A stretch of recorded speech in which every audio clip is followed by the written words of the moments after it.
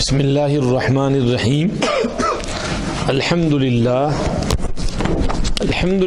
نحمده ونستعینه ونستغفره ونؤمن به ونتوکل علیہ ونعوذ باللہ من شرور انفسنا ومن سیئات اعمالنا من يهده الله فلا مضل له ومن يضلله فلا هادي له ونشهد أن لا إله إلا الله وحده لا شريك له ونشهد أن سيدنا ونبينا وشفيعنا وحبيبنا وسندنا ومولانا محمدا عبده ورسوله صلى الله تبارك وتعالى عليه وعلى آله وأصحابه وبارك وسلم تسليما كثيرا كثيرا. اما بعد فاعوذ باللہ من الشیطان الرجیم بسم اللہ الرحمن الرحیم ام حسبت ان اصحاب الكهف والرقیم كانوا من آیاتنا عجبا اذ اوى الفتية الى الكهف فقالوا ربنا آتنا من لدنك رحمة وهيئ لنا من امرنا رشدا فضربنا على آذانهم في الكهف سنين عددا ثم بعثناهم لنعلم أي الحزبين أحصى لما لبثوا أمدا. صدق الله مولانا العظيم وصدق رسوله النبي الكريم ونحن على ما قال ربنا وخالقنا ورازقنا من الشاهدين والشاكرين والحمد لله رب العالمين. إن الله وملائكته يصلون على النبي یا ایہا الذین آمنوا صلوا علیہ وسلموا تسلیما. درود شریف پڑھیں سب. اللہم صلی علی سیدنا محمد وعلی آل سیدنا محمد کما صلیت علی سیدنا ابراہیم وعلی آل سیدنا ابراہیم انک حمید مجید. اللہم بارک علی سیدنا محمد وعلی آل سیدنا محمد کما بارکت علی سیدنا ابراہیم وعلی آل سیدنا ابراہیم انک حمید مجید. ہوں لاکھوں سلام اس آقا پر دل لاکھوں جس نے جوڑ دیے اور دنیا کو دیا پیغام سکون طوفانوں کے رخ موڑ دیے. حضور آئے تو کیا کیا ساتھ نعمت لے کے آئے ہیں. حضور آئے تو کیا کیا ساتھ نعمت لے کے آئے ہیں. اخوت علم و حکمت آدمیت لے کے آئے ہیں. اخوت علم و حکمت آدمیت لے کے آئے ہیں. کوئی صدیق سے پوچھے صداقت کن سے حاصل کی. عمر ہیں ان کے شاہد وہ عدالت لے کے آئے ہیں. کہا عثمان نے میری سخاوت ان کا صدقہ ہے. علی دیں گے شہادت وہ شجاعت لے کے آئے ہیں. رہے گا یہ قیامت تک سلامت معجزہ ان کا وہ قرآن مبین نور ہدایت لے کے آئے ہیں. خدا نے رحمت للعالمین خود ان کو فرمایا وما ارسلناک الا رحمت للعالمین. خدا نے رحمت للعالمین خود ان کو فرمایا قسم اللہ کی وہ رحمت ہی رحمت لے کے آئے ہیں. خدا نے دین کامل کمپلیٹ کر دیا ہے اے امی ان پر محمد صلی اللہ علیہ وسلم پرچم ختم نبوت لے کے آئے ہیں. اے خدا کے آخری پیغامبر تجھ پر سلام سب سے اونچا ہے خدا کے بعد تیرا ہی مقام. تیرے آنے سے چمن میں آ گئی تازہ بہار تو نے دنیا سے مٹایا کفر و باطل کا نظام. اے رسول امی خاتم المرسلین تجھ سا کوئی نہیں تجھ سا کوئی نہیں. ہے عقیدہ یہ اپنا بصدق و یقین تجھ سا کوئی نہیں تجھ سا کوئی نہیں. دست قدرت نے ایسا بنایا تجھے، جملہ اوصاف سے خود سجایا تجھے، اے ازل کے حسین، اے ابد کے حسین، تجھ سا کوئی نہیں، تجھ سا کوئی نہیں۔ میں سناؤں نعت احمد، یہ زباں بیاں نہیں ہے، کوئی چیز میرے جذبوں کی بھی ترجمہ نہیں ہے۔ ارے بے خبر طبیبو، تمہیں یہ خبر نہیں ہے، غم یار کے علاوہ کوئی غم نہاں نہیں ہے۔ میرے درد کی دوائیں نہ کہیں کہیں تلاشو، مجھے لے چلو مدینہ، یہ دوا یہاں نہیں ہے۔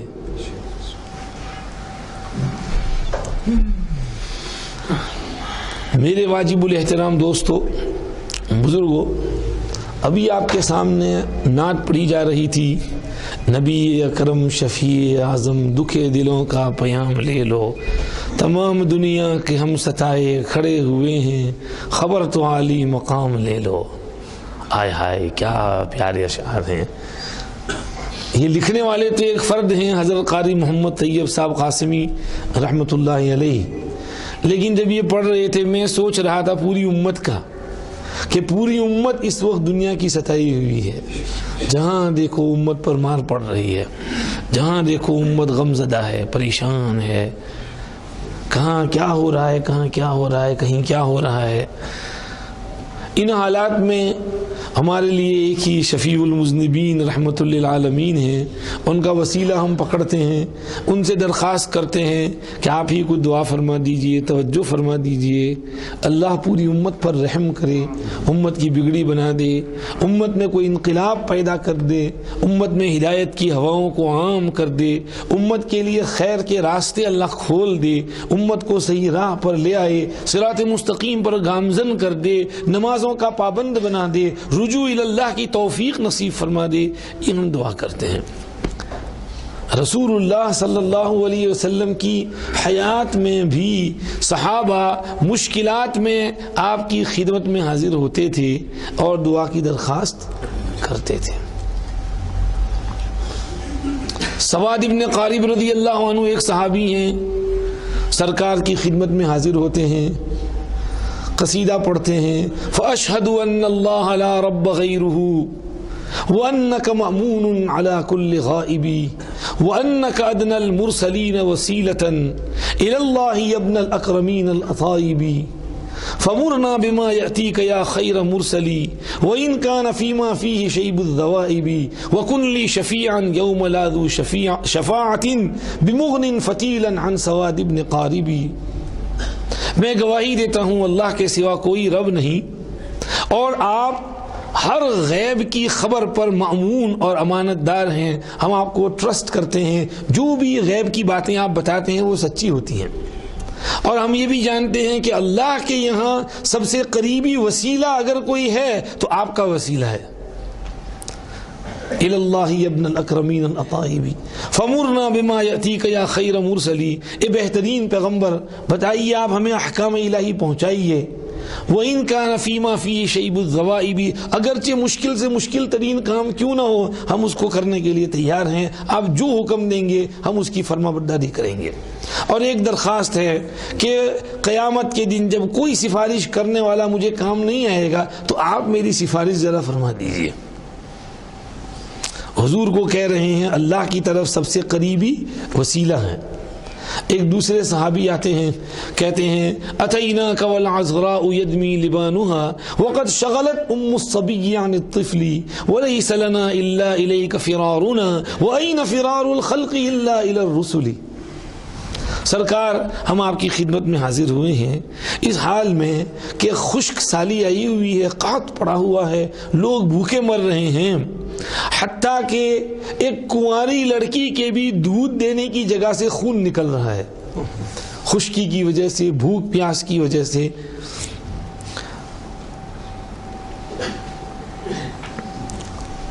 وَلَيْسَ لَنَا إِلَّا إِلَيْكَ فِرَارُنَا، اور ہمارے لیے کوئی بھاگنے کی جگہ نہیں ہے سوائے آپ کی، ہم تو آپ کے پاس آئے ہیں، آپ ذرا دعا فرما دیجئے۔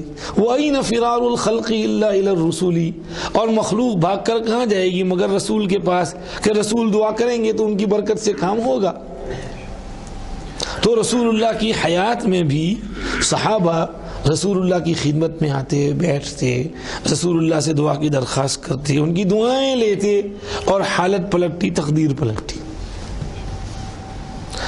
رسول اللہ کی اس دنیا سے پردہ فرمانے کے بعد بھی یہی دستور رہا۔ حضرت مفتی صاحب بہت دور بیٹھے ہیں، قریب تشریف لے آئیے نا، ذرا توجہ ہو بھائی، مفتی صاحب کے لیے جگہ کرو، جزاکم اللہ خیر الجزا۔ رسول اللہ صلی اللہ علیہ وسلم کی اس دنیا سے پردہ فرمانے کے بعد بھی یہ دستور رہا۔ حضرت عمر بن الخطاب رضی اللہ عنہ کے دور میں ایک مرتبہ قحط پڑا۔ حضرت عمر رضی اللہ عنہ نے ادھر ادھر خطوط لکھے، عمرو بن العاص کو مصر خط لکھا کہ بھئی ادھر قحط پڑا ہوا ہے، مدینے میں لوگ بھوکے مر رہے ہیں، وہاں سے کچھ اناج غلہ بھیجو۔ انہوں نے جواب لکھا، امیر المومنین میں اناج غلے کی تیاری کر رہا ہوں، اور انشاءاللہ اتنا اناج بھیجوں گا کہ اس اناج لانے والے قافلے کے اونٹ کی پہلی کڑی مدینے میں ہوگی اور آخری کڑی مصر میں ہوگی۔ تیاری ہو رہی ہے۔ اس دوران ایک صحابی بلال ابن الحارث المزنی رضی اللہ عنہ روضہ شریفہ پر حاضر ہوتے ہیں، سلام پیش کرتے ہیں، اور اس کے بعد عرض کرتے ہیں، یا رسول اللہ، آپ کی امت بہت پریشان ہے، استسق اللہ لامتک، اللہ سے بارش کی دعا مانگ دیجئے کہ بارش آ جائے، پریشانی دور ہو جائے۔ یہ آ جاتے ہیں، رات کو سوتے ہیں، خواب میں رسول پاک صلی اللہ علیہ وسلم کی زیارت ہوتی ہے۔ آپ صلی اللہ علیہ وسلم فرماتے ہیں، ائتی عمر فقل لہو انکم مسقیون وعلیک بالکیس الکیس، جا عمر کے پاس اور اس کو کہہ کہ بارش آنے والی ہے، لیکن ہوشیاری سے کام لے، ہوشیاری سے کام لے، سمجھداری سے کام لے۔ صحابی نے صبح کو آ کر حضرت عمر سے کہا، حضرت عمر پر حال طاری ہو گیا، اللہ بارش تو آئے گی، لیکن یہ حضور نے یہ کیوں کہا ہوشیاری سے کام لو، میری کوئی غلطی ہوئی ہے؟ پھر ذہن میں آیا کہ اوہ ادھر خط لکھ دیا، میری نظر دوسری طرف چلی گئی، ادھر ادھر خطوط لکھے کہ اناج بھیجو، غلہ بھیجو، کام تو یہ کرنے کا تھا، استسقاء کی نماز پڑھنی چاہیے تھی، اللہ سے مانگنا چاہیے تھا۔ حضور نے اس طرف توجہ دلائی کہ انٹیلیجنٹ بنو اور ہوشیاری سے کام لو۔ اللہ معاف کرنا، میری توجہ دوسری طرف گئی، اللہم لا آلو، اللہ میں کوتاہی نہیں کروں گا، میری غلطی ہوئی، اللہ سے دعائیں مانگی، بارش آئی۔ تو صحابی نے رسول اللہ کے روضے شریفہ پر کہا کہ یا رسول اللہ استسق اللہ لامتک۔ صحابی نے یہ نہیں کہا کہ یا رسول اللہ بارش دے دیجئے، اسقنا، کیونکہ بارش دینے والے تو کون ہیں؟ اللہ ہیں۔ تو یہ کہنا کہ آپ بارش دے دیجئے، یہ کام تو اللہ کا ہے، تو اللہ کا کام کسی مخلوق سے مانگنا یہ صحیح نہیں، لیکن مخلوق جو کام کر سکتی ہے اس کو کہنا، بھئی آپ حضرت مولانا حضرت مفتی صاحب سے کہیں مفتی صاحب ذرا ہمارے لیے دعا کر دیجئے، یہ کر سکتے ہیں کہ نہیں کر سکتے ہیں؟ ہاں یہ نہیں کہہ سکتے مفتی صاحب مجھ کو بیٹا دے دیجئے، مجھ کو جاب دے دیجئے، میری مصیبت دور کر دیجئے، کیونکہ یہ جاب دینے والا، مصیبت دور کرنے والا، بیٹا دینے والا کون ہے؟ اللہ ہے۔ تو یہ کہہ سکتے ہیں کہ دعا فرما دیجئے، تو یہاں صحابی نے یہی کہا کہ آپ دعا فرما دیجئے، اللہ ہمارا مسئلہ حل فرما دے، اس میں کوئی حرج نہیں ہے۔ اور امت میں یہ حال رہا ہے، جہاں وہ حدیث آتی ہے، ان الایمان لیعرض الی المدینۃ کما تعرض الحیۃ الی جحرها، ایمان مدینے کی طرف اس طرح سمٹ کر آئے گا جیسے ایک سانپ اپنے بل کی طرف سمٹ کر جاتا ہے۔ جب سانپ کو کوئی ڈر لگے، کوئی خطرہ ہو، کوئی پکڑنے کے لیے کوئی مارے گا، تو جلدی جلدی بھاگ کر کے اپنے بل میں گھس جاتا ہے تاکہ وہ پکڑا نہ جائے۔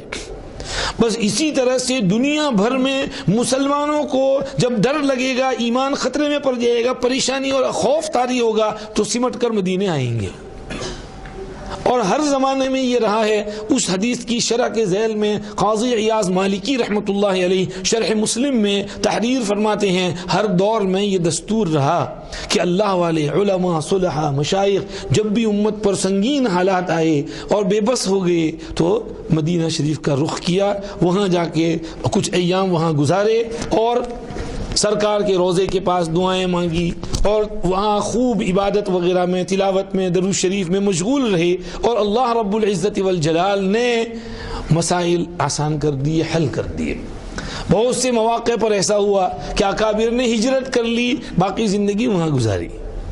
تو یہ وہاں پر حاضری دینا سرکار کے روزے پر اور دعا مانگنا، سرکار ذرا ہمارے لیے آسانی فرما دیجئے، کوئی دعا کر دیجئے، اللہ آسانی فرما دے، مشکل آسان کر دے، تو اس میں کوئی حرج نہیں ہے۔ حضرت قاری طیب صاحب رحمۃ اللہ علیہ یہی کہہ رہے ہیں کہ نبی اکرم شفیع اعظم دکھے دلوں کا پیام لے لو، تمام دنیا کے ہم ستائے کھڑے ہوئے ہیں، خبر تو عالی مقام لے لو۔ علامہ حالی کے بھی وہ اشعار ہیں، یہ خاص سے یہ خاصان رسول، وقت دعا ہے، امت پہ تیری آ کے عجب وقت پڑا ہے، واقعی امت پہ عجب وقت آ کر کے پڑا ہے۔ اللہ پاک رسول اللہ کے صدقے طفیل میں امت کے لیے سارے مسئلے آسان فرما دے۔ اللہ ہمیں رسول اللہ کی سچی محبت عقیدت نصیب فرمائے، اور جو کام کرنے کے ہیں ان کو کرنے کی توفیق عطا فرمائے۔ دوستو بزرگو، آج جمعہ کا دن ہے۔ جمعہ کے دن ہمارا درود شریف کا جو اماؤنٹ ہے اس کو بڑھانے کا حکم ہے۔ 6 دنوں کے مقابلے میں جمعہ کے روز درود شریف تھوڑا زیادہ پڑھنا چاہیے۔ اللہ مجھے بھی توفیق دے، آپ کو بھی۔ خاص طور پر جمعہ کے روز عصر کی نماز کے بعد اپنی جگہ بیٹھ کر 80 مرتبہ درود شریف پڑھیں گے تو 80 سال کے گناہ معاف ہوں گے اور 80 سال کی عبادت کا ثواب لکھا جائے گا۔ کتنی بڑی نعمت ہے، اللہ ہمیں اس نعمت کی قدر کرنے کی توفیق عطا فرمائے۔ 80 سال کے گناہ معاف ہوں گے۔ کوئی آدمی یہ پوچھے گا بہت سے لوگ تو 40-50 میں گزر جاتے ہیں، انتقال کر جاتے ہیں، تو پھر 80 سال کے گناہ کا کیا مطلب؟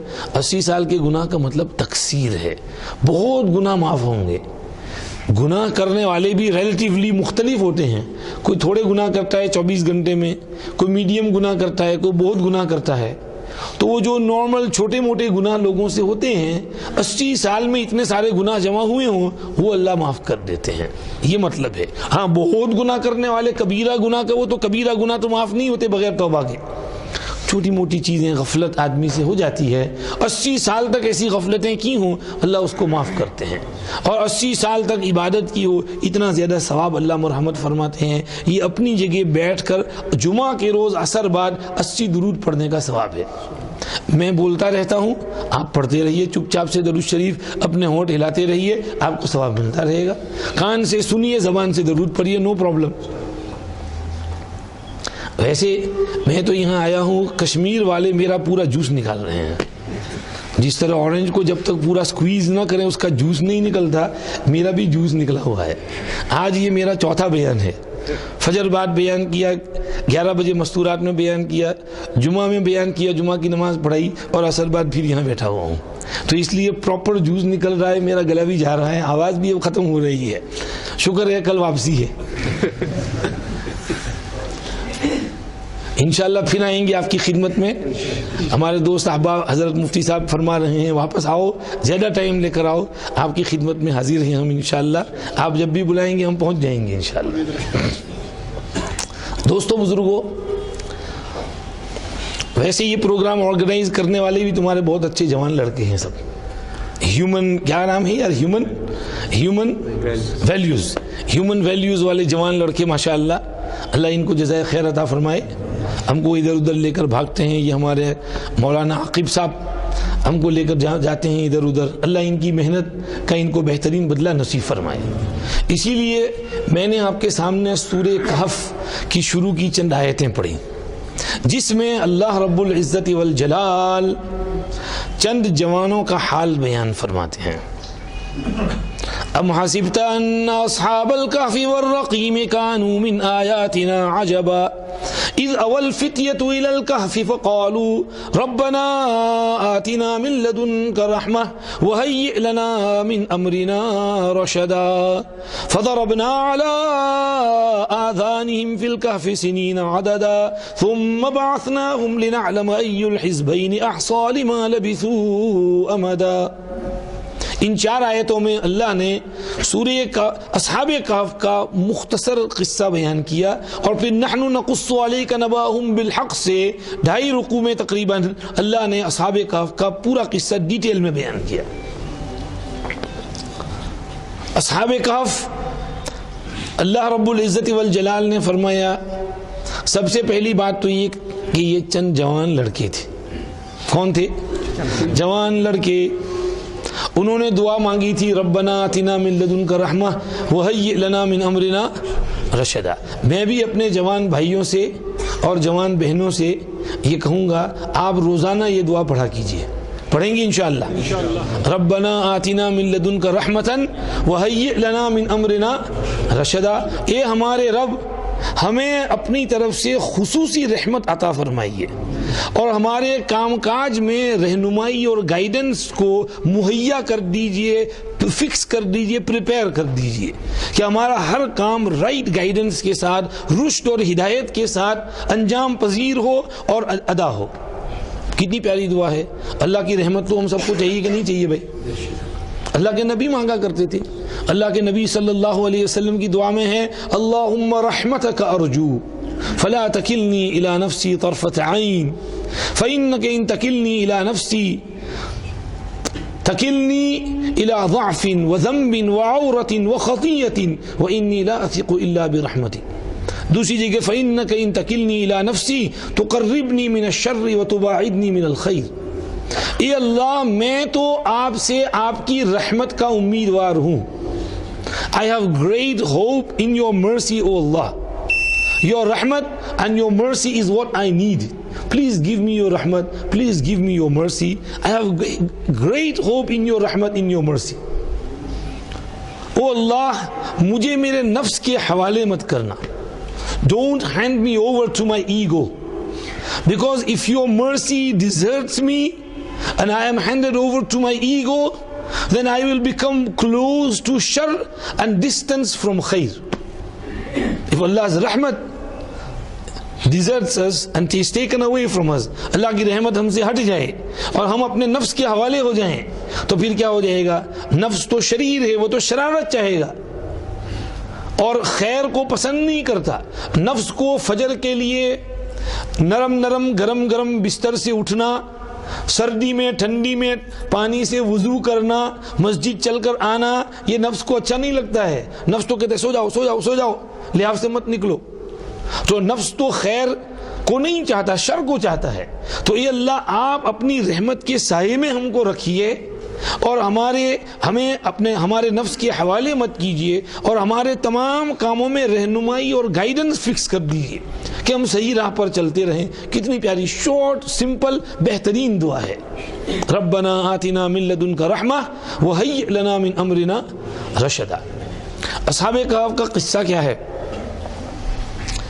یہ لوگ حضرت عیسیٰ علی نبینا وعلیہ الصلاۃ والسلام کے زمانے کے بعد اور ہمارے حضور پاک صلی اللہ علیہ وسلم کے تشریف لانے سے پہلے یہ بیچ کا جو گیپ ہے تقریباً 600 ایئرز کا، اس دوران یہ اصحاب کہف آئے تھے، جیسا کہ ابن کثیر نے اپنی تفسیر میں لکھا ہے اور معالف القرآن میں حضرت مفتی شفیع صاحب رحمۃ اللہ علیہ نے نقل کیا ہے۔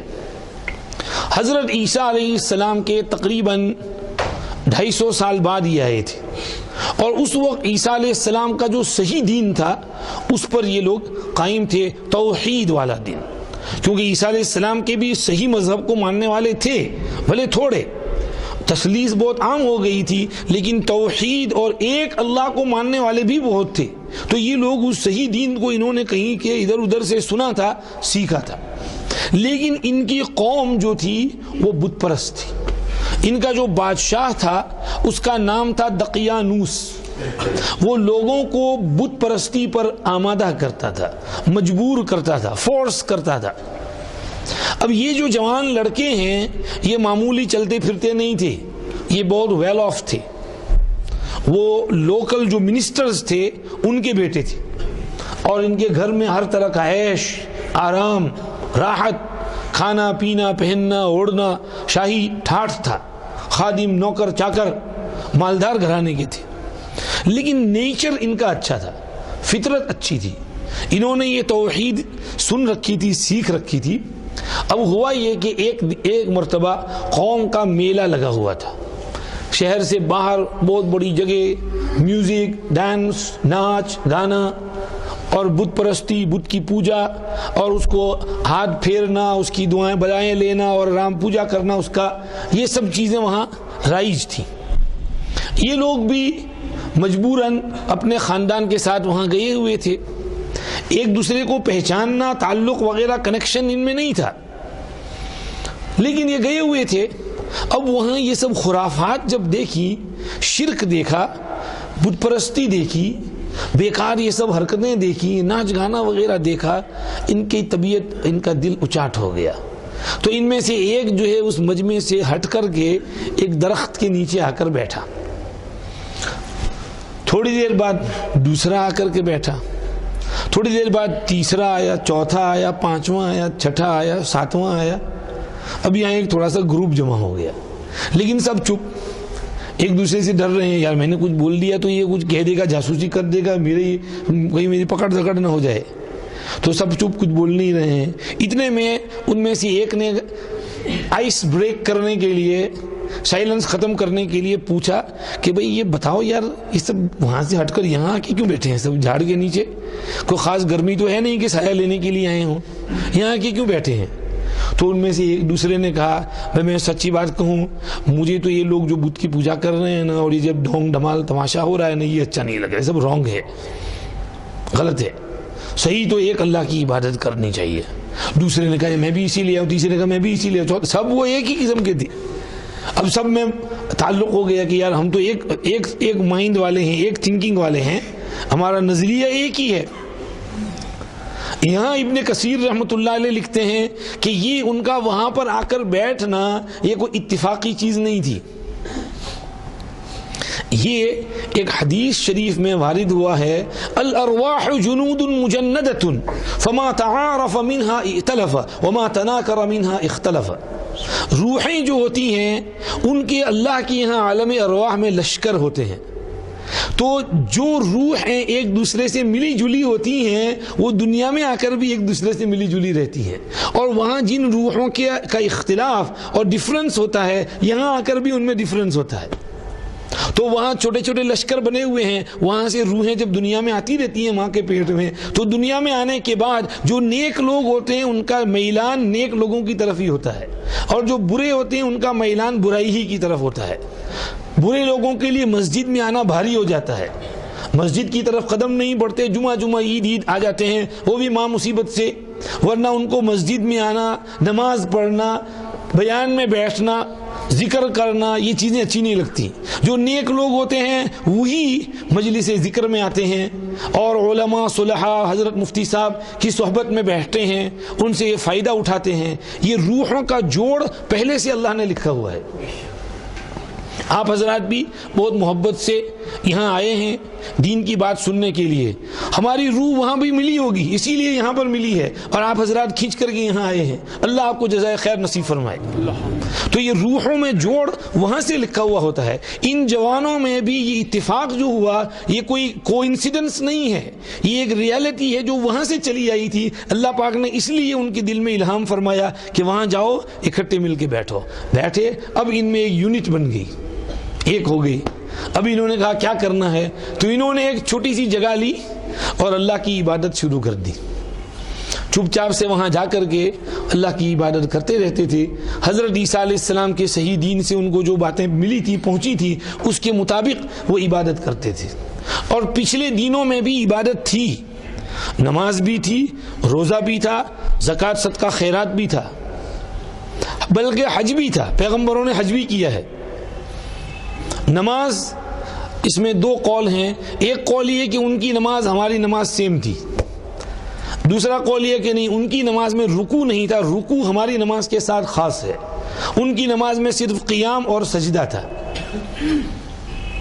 حضرت مریم علیہ السلام گھنٹوں نماز میں کھڑی رہتی تھی، یہاں تک کہ ان کے پاؤں سوج جاتے تھے، اس لیے قرآن نے کہا وَكَانَتْ مِنَ الْقَانِتِينَ۔ حضرت زکریا علیہ السلام محراب میں کھڑے کھڑے اللہ کی عبادت کر رہے تھے اور عبادت سے فارغ ہو کر پھر دعا مانگنے لگے، تو اس دعا میں انہوں نے کہا اللہ مجھے بیٹا دے دیجئے، تو فرشتوں نے وہی محراب ہی میں ان کو آواز دی کہ اللہ تمہیں یحییٰ دینے والے ہیں۔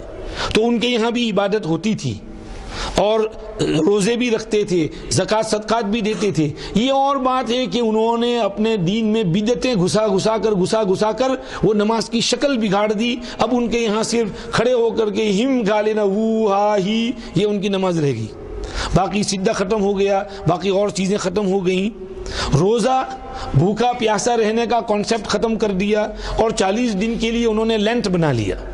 لینٹ کے معنی یہ ہے کہ وہ ایسٹر کے بعد یا اس سے 40 دن پہلے اپنی فیورٹ چاکلیٹ کو گیو اپ کر دیتے ہیں، یہ ان کا روزہ ہو گیا کہ 40 دن کے لیے میں یہ چاکلیٹ نہیں کھاؤں گی، ہے میرا فیورٹ ڈش ہے، پیزا ہے یا فلاں چیز ہے تو یہ ڈش میں نہیں کھاؤں گا، یہ ان کا روزہ ہے۔ تو 40 دن کے لیے اپنا فیورٹ فوڈ گیو اپ کر دینا، یہ ان کا روزہ ہے۔ ان کے یہاں ایک اور روزہ بھی تھا، صبح سے شام تک چپ رہنے کا روزہ۔ ہاں قرآن شریف میں ہے، حضرت مریم علیہ السلام کے قصے میں فلن اکلم اليوم انسیا انی نذرت للرحمن صوما، تو صبح سے شام تک خاموش رہتے تھے۔ ہماری شریعت میں یہ خاموشی کا روزہ نہیں ہے، ان کی شریعت میں تھا، لیکن انہوں نے بگاڑ کر کے اس کی شکل یہ بنا دی کہ آپ نے سنا ہوگا 1 منٹ سائلنس، بس 12 گھنٹے کے سائلنس کو ریڈیوس کر کے کیا بنا دیا، 1 منٹ سائلنس۔ ہمارے یہاں فٹ بال گیم ہوتی ہے، مانچسٹر یونائٹڈ لیورپول، تو اس میں اگر کوئی کھیلنے والا کھلاڑی مر گیا ہو تو اس کے لیے کہتے ہیں آج گیم سے پہلے 1 منٹ سائلنس ہوگا۔ وہ 1 منٹ میں بھی آدھی منٹ میں ہی ریفری وسل بلو کر دیتا ہے، کیونکہ سارا کراؤڈ شور مچانا شروع کر دیتا ہے، تو ریفری کو شرم آتی ہے تو پھر گیم شروع کر دیتا ہے۔ تو ان کی شریعت میں انہوں نے بگاڑ کر کے بہت خراب کر دیا ان کی شریعت کو۔ اللہ پاک نے ہمارے دین کو محفوظ رکھا، 1400 سال ہو گئے، الحمدللہ ہمارا دین اب تک بگڑا نہیں۔ ہماری نماز بھی باقی ہے، ہمارے روزے بھی باقی ہیں، ہمارے زکوٰۃ بھی باقی ہے، ہمارا حج بھی باقی ہے۔ جس طرح ہمارے نبی ہم کو سکھا گئے تھے اسی طرح ہمارا دین محفوظ ہے۔ اللہ ہمارے حضرات مفتیان کرام علماء عظام کو جزائے خیر عطا فرمائے کہ وہ ہمارے دین کی حفاظت کرتے ہیں۔ ہمارے حفاظ کو اللہ جزائے خیر عطا فرمائے، قرآن کا حفظ کر کے قرآن کی حفاظت کرتے ہیں۔ قرآن بگڑ نہیں سکتا۔ الحمدللہ ہم لوگ ایک فتنوں سے بھرے ہوئے ملک سے آتے ہیں، لندن کا نام سنتے ہیں تو سب کے کان کھڑے ہو جاتے ہیں، آنکھیں کھل جاتی ہیں۔ انگلینڈ، لندن سے آئے ہیں صاحب، تو لندن والے پتہ نہیں کیسے ہوں گے، کیا ہوں گے۔ ایک مولوی صاحب نے وہاں میرا تعارف کرایا صبح، کہنے لگے مولوی صاحب بہت پوش ایریا سے آئے ہوئے ہیں، لندن سے بہت پوش علاقے سے۔ میں کہا بھائی میں اتنے پوش علاقے سے نہیں آیا ہوں، لندن میں ہے پوش ایریا، میرا گاؤں بولٹن تو سیدھا سادہ گاؤں ہے، وہاں میرے گاؤں میں بھی ایسی سڑکیں ہیں جیسی تمہارے یہاں کھڈے والی سڑکیں ہیں، وہاں بھی کچھ سڑکیں ایسی ہوتی ہیں، تو بہت پوش ایریا سے میں نہیں آیا ہوں، میں تمہارے جیسا چھوٹا آدمی ہوں، الحمدللہ سمپل آدمی ہوں۔ تو ہمارے یہاں اللہ کا لاکھ لاکھ شکر ہے، مدارس ہیں، مکاتب ہیں، ہر مسجد میں ایک مکتب ہے اور بچے حفظ کرتے، ہر مسجد میں 2 3 3 4 4 حفظ کلاس ہوتے ہیں۔ آپ بعض محلے میں چلی جائیے تو ہر اسٹریٹ میں، ہر گلی میں آپ کو ایک حافظ ملے گا۔ بلکہ بلیک برن میں شیخ سدیس مکہ مکرمہ سے حرمین کے حرم شریف کے امام تشریف لائے ہوئے تھے، تو ہمارے کچھ دوست احباب نے کہا کہ شیخ یہ جو محلہ ہے اس میں ہم آپ کو اسٹریٹوں میں چکر لگائیں تو ہر اسٹریٹ میں آپ کو صرف حافظ نہیں، ہر اسٹریٹ میں آپ کو ایک عالم ملے گا، ہر لائن میں، ہر گلی میں آپ کو ایک ایک عالم ملے گا، پورے محلے میں علماء ہی علماء ہیں۔ مساجد ہیں الحمدللہ، ہم تقریباً 2.5-3 ملین مسلمان ہیں 60 ملین کے پاپولیشن میں، اس میں تقریباً 1,500-2 ہزار مسجدیں ہیں اور تقریباً 20 سے 30 دارالعلوم ہیں، اور وہ جو 1,500 مسجدیں ہیں تو ہر مسجد میں ایک مکتب بھی ہے چھوٹے بچوں کا، جس میں بچوں کی تعلیم بھی ہوتی ہے، حفظ بھی ہوتا ہے۔ الحمدللہ دین کو آگے بڑھانے کی ہم کوشش کرتے ہیں، دیار غیر میں بھی محنت ہوتی ہے اور لوگ دھیرے دھیرے اسلام کی طرف راغب بھی ہوتے ہیں۔ یہ تو سب اسلامو فوبیا اور پتہ نہیں کیا کیا گڑبڑ سربڑ وہاں ہوتی ہے اور اسلام سے دور بھگانے کی کوششیں ہوتی ہیں، ورنہ حقیقت یہ ہے کہ جو منصف مزاج کے لوگ ہیں وہ چپکے مسلمان ہوتے ہیں، بہت الحمدللہ دھیرے دھیرے، اسپیڈ میں نہیں، اتنا بڑا زور شور سے نہیں، لیکن دھیرے دھیرے ہوتے ہیں۔ بلکہ آج میں نے یہ پڑھا، ایک جگہ کسی نے واٹس ایپ کے اوپر کٹنگ بھیجی. یہ واٹس ایپ بھی عجیب بات ہے, اس کو اچھا استعمال کیا جائے تو اللہ کی نعمت ہے, رحمت ہے, اور اگر غلط استعمال کیا جائے تو مصیبت ہے, عذاب ہے. ہمارے کچھ گروپ ہیں تو الحمدللہ علماء کے گروپ میں کسی نے کٹنگ بھیجی کہ فرانس میں یہ چارلز ہیبڈو والا جو کارٹون والا قضیہ ہوا اور اس میں شوٹنگ ہوئی اور یہ سب اسلاموفوبیا شروع ہوا, اور ان لوگوں نے لوگوں کو مسلمانوں سے ڈرانے دھمکانے کی کوشش کی کہ ان سے ڈرنا, یہ ٹیررسٹ ہے, یہ شوٹ کر دے گا, یہ مار دے گا, اس کو دیکھو تو بھاگ جانا, اس کے پاس مت جانا. یہ سب انہوں نے ایک عجیب ایک مزاج ایک کھڑا کر دیا ہے ڈر کا. اس کا الٹا ریئیکشن ہوا, لوگ زیادہ مسلمان ہو رہے ہیں. وہ انکوائری کر رہے ہیں کہ بھئی مسلمان سے اتنا کیوں ڈراتے ہیں, کیا بات کیا ہے ان میں, کیوں یہ سب ان سے ڈرتے ہیں. لاؤ قرآن شریف کا ترجمہ تو ہم کو پڑھنا ہے. قرآن شریف کا ترجمہ دیکھتے ہیں, مسجد میں آ کے کلمہ پڑھ لیتے ہیں. مساجد کے امام ہیں وہ حیران ہیں کہ اتنے زیادہ لوگ آ کے کیوں مسلمان ہو رہے ہیں. وہ اس کا ریئیکشن ہے. اللہ پاک کبھی شر میں بھی خیر نکالتے ہیں جی. اللہ تو اللہ ہیں, اللہ کی قدرت کا کون انکار کر سکتا ہے. آپ نے بھی دیکھا ہوگا, آپ کے یہاں بھی حالات آئے, بڑی مصیبت آئی, طوفان آیا, سیلاب آیا, کیا کچھ نہیں ہوا, لیکن ہم امید کرتے ہیں اللہ اس میں بھی خیر نکالیں گے. اللہ آپ کو دین کی طرف رجوع نصیب فرمائے اور آپ کو دین پر ثابت قدمی عطا فرمائے اور اس سے عبرت پکڑنے سبق لینے کی توفیق دے اور آئندہ اس قسم کے حالات سے آپ کی حفاظت فرمائے. تو یہاں پر یہ جو جوان تھے یہ اٹھ کھڑے ہوئے اور انہوں نے کہا کہ بھئی ہم نے جو ہے یہ بت پرستی نہیں کرنی ہے, ہم نے صحیح عبادت کرنی ہے. اور اس کے لیے ایک چھوٹی سی جگہ لی اور اس میں چپ چاپ سے اپنی عبادت شروع کر دی. دھیرے دھیرے بادشاہ دقیانوس کو پتہ چل گیا کہ یہ جوان میرے مذہب سے ہٹ کر کوئی دوسری عبادت کر رہے ہیں, بت پرستی کو نہیں مانتے. تو اس نے ان جوانوں کو اپنے یہاں بلایا کہ ادھر آؤ ادھر آؤ, یہ کیا شروع کر دیا تم نے. انہوں نے کہا کہ ربنا رب السماوات والارض لن ندعو من دونه الها لقد قلنا اذا شططا. ڈٹ کر جواب دیا, ڈرے نہیں, کیا ہے مار دے گا, زیادہ زیادہ جان لے لے گا, اسے کیا ڈرنا ہے. صحیح بات کہہ دی, ہمارا رب تمہارا رب وہی ہے جو آسمانوں کا رب ہے, جو زمین کا رب ہے. یہ کیا چھوٹے چھوٹے بتوں کی پوجا تم نے شروع کر دی. ہم اس کے سوا کسی بت کی عبادت نہیں کریں گے, کسی معبود کی عبادت نہیں کریں گے, ہم اس ایک اکیلے اللہ کی عبادت کریں گے. اگر ہم اللہ کو چھوڑ کر دوسروں کے در پر بھاگنا شروع کر دیں تو لقد قلنا اذا شططا, ہم نے تو بڑی بیجا بات کہہ دی, بڑا خراب کام کر دیا, بڑا گناہ کا کام کر دیں گے اگر ہم ایسی حرکت کرنا شروع کر دیں. ہؤلاء قوم اتخذوا من دونه آلهة لولا يأتون عليهم بسلطان بين فمن اظلم ممن افترى على الله كذبا. یہ لو تم لوگوں نے دوسروں کو معبود بنا رکھا ہے, کوئی اس کا پروف ہو, ایویڈنس ہو تو بتاؤ ہم کو.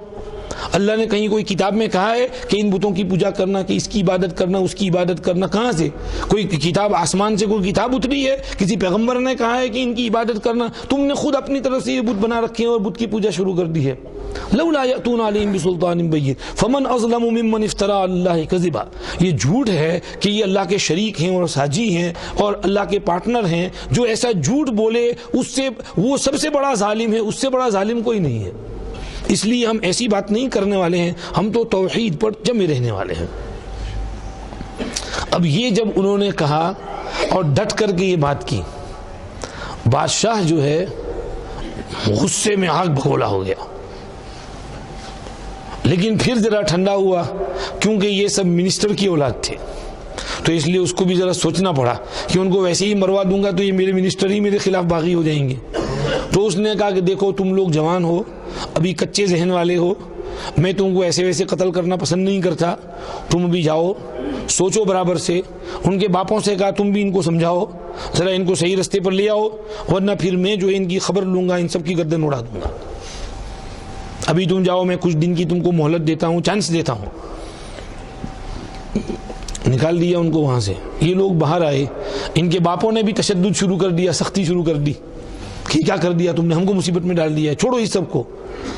تو یہ سب اکٹھے ہوئے اور مشورہ کیا کہ آج رات ہم نے یہ بستی چھوڑ کر کے چلے جانا ہے اور کہیں اور جا کے اللہ کی عبادت کریں گے. بعض مرتبہ ایسا کرنا پڑتا ہے, اس کو کیا کہتے ہیں, ہجرت. اللہ کے لیے اپنا وطن چھوڑ دینا, اپنے دین کی حفاظت کے لیے اپنا وطن چھوڑ کر کے دوسری جگہ چلے جانا. جیسے حضرت ابراہیم علیہ السلام بابلون میں پیدا ہوئے بڑے ہوئے اور وہاں پر بت پرستی تھی. باپ نے مجبور کیا, آپ نے باپ کو نصیحت کی, لیکن جب باپ نہیں مانا تو پھر آپ نے کہہ دیا وَأَعْتَزِلُكُمْ وَمَا تَدْعُونَ مِن دُونِ اللَّهِ وَأَدْعُو رَبِّي عَسَىٰ أَلَّا أَكُونَ بِدُعَاءِ رَبِّي شَقِيًّا. الگ ہو گئے, چلے آئے اس بستی سے, دور چلے گئے دوسری جگہ پر, وہاں پر آباد ہوئے, فلسطین میں جا کر کے سیٹل ہوئے. تو انہوں نے بھی کہا کہ ہم کو بھی وطن چھوڑنا پڑے گا, چھوڑ دیتے ہیں, چلو کہیں اور جا کے عبادت کریں گے. کیا ہے, اب پہنے ہوئے کپڑوں کے ساتھ پیسے ویسے بھی نہیں ہیں پاس, کوئی اور لگژری والے کپڑے بھی نہیں ہیں. باپ نے, گھر والوں نے وہ سب کپڑے وپڑے بھی اتار لیے تھے, شاہی لباس, سادہ کپڑوں میں نکل پڑے یہاں سے اور چلتے رہے چلتے رہے چلتے رہے چلتے رہے. رات پوری رات چلے اور جب صبح ہونے لگی تو ایک پہاڑی پر چڑھے اور پہاڑی پر چڑھتے چڑھتے ایک ایسی جگہ پہنچے جہاں بہت بڑا غار نظر آیا. کہف کہتے ہیں بڑی غار کو, چھوٹی موٹی کیو ہو جس میں دو چار آدمی بیٹھ سکیں اس کو غار کہتے ہیں, لیکن بہت بڑی سرنگ ہو جو اندر چلی جائے اور لمبی ہو اور چوڑی ہو تو اس کو عربی میں کہف کہتے ہیں. تو ایسا ایک بہت بڑا غار نظر آیا, اس میں یہ لوگ چلے گئے. اور جب یہ جا رہے تھے اس طرف تو ایک کتا بھی ان کے ساتھ ہو لیا. اس کتے نے ان کا پیچھا کرنا شروع کیا, انہوں نے اس کو بھگایا کہ تو جا بھاگ جائے یہاں سے. تو اس کتے کو اللہ نے